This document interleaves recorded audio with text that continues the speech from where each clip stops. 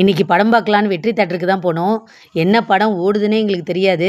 வழிநெடுக போஸ்டர்லாம் பார்த்தீங்களா, முதலமைச்சரோட போஸ்டர் தான்.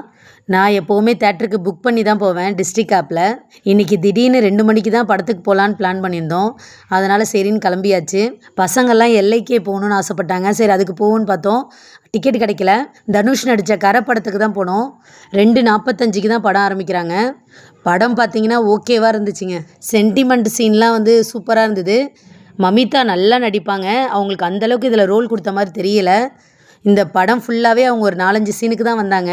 ஃபஸ்ட்டு சீனில் பார்க்கும்போது மமிதாவான்னு ஷாக் ஆகிட்டேன். அந்தளவுக்கு இருந்தாங்க. அடையாளமே தெரியல. ஃபேமிலி ஸ்டோரி, குடும்பத்தோடு போய் பார்த்துட்டு வரலாம். எந்த ஒரு அசிங்கம் எதுவுமே கிடையாது. நீட்டாக இருந்தது படம். ஒரு மனுஷன் பேங்க்கில் லோன் வாங்கிட்டு அதை கட்ட முடியாமல் எப்படி கஷ்டப்படுறாங்கன்றதை இந்த படத்தில் சொல்லியிருக்காங்க. அதுக்கு சொல்யூஷனாக அவங்க அதே பேங்க்கில் கொள்ளடிக்கிற மாதிரியும் காமிச்சிருக்காங்க. 90% பேங்க்கில் லோன் வாங்குறவங்க கவர்மெண்ட் ஜாப்பாக தான் இருப்பாங்க. அவங்களுக்கு தான் ஃபஸ்ட்டு ப்ரிஃபரன்ஸும் கொடுப்பாங்க பேங்க்கில். ஏன்னா அப்போ தான் கரெக்டாக பணம் கட்டுவாங்கன்னு. இந்த படத்தில் டிராக்டர் லோனில் வாங்கின மாதிரி காட்டியிருக்காங்க. நிஜ லைஃப்பில் பார்த்திங்கன்னா படித்து கஷ்டப்பட்டு வேலை வாங்கி ஒரு வீடு தான் கட்டுவாங்க. கடைசி வரைக்கும் பார்த்திங்கன்னா அந்த வீட்டுக்கு லோன் கட்டவே கரெக்டாக இருக்கும். எவ்வளோ தான் சொத்து இருந்தாலும் ஒரு ரொட்டீன் வருமானம் மாதம் மாதம் வரலைன்னா எதுவுமே பண்ண முடியாது. நீங்கள் வெற்றி தேட்டருக்கு போகணுன்னு ஆசைப்பட்டிங்கன்னா டிஸ்ட்ரிக்ட் ஆப்புன்னு ஒன்று இருக்குது.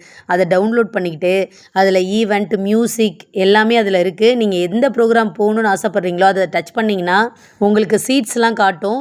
எந்த சீட் வேணுமோ நீங்கள் புக் பண்ணிக்கலாம். அதுக்கப்புறம் ஸ்நாக்ஸ் காட்டும். என்ன ஸ்நாக்ஸ் வேணும்னு நீங்கள் புக் பண்ணிக்கலாம்.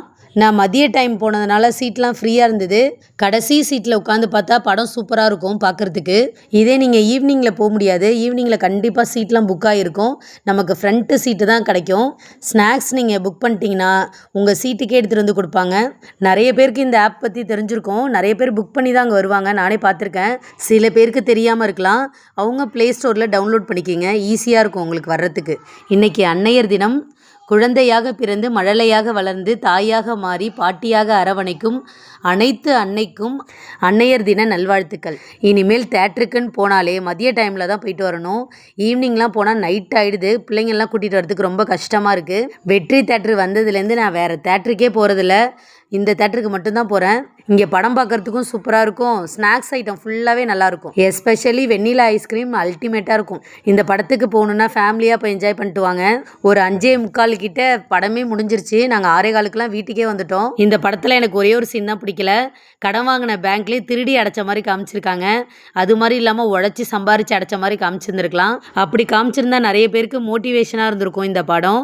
தனுஷ் நடித்த கரை படம் முடிஞ்சிருச்சு. ஃபைனலாக நம்ம வீட்டுக்கு கிளம்பிட்டோம்.